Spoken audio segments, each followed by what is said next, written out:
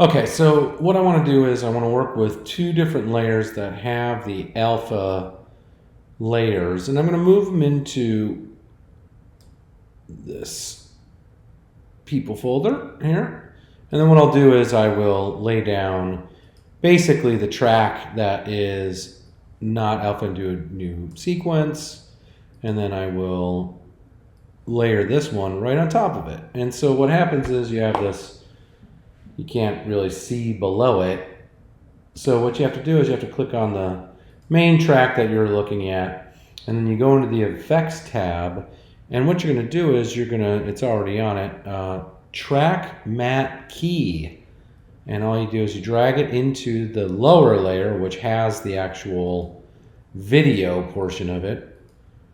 And then what happens is it creates this track matte key, and you say, Matt, what do you want to do? I want to mat it to which layer? Video 2 in this case. All right. And then how do you want to do it? I want to do it as matte alpha. In this case, it is not because it's showing 100%. We want to do matte luma. And now I have a transparent background here that you can see. So if, for example, I just took a color matte that I have inside of the project folder and I put it underneath it, now you would see that it's inside of there and transparent. And that's it.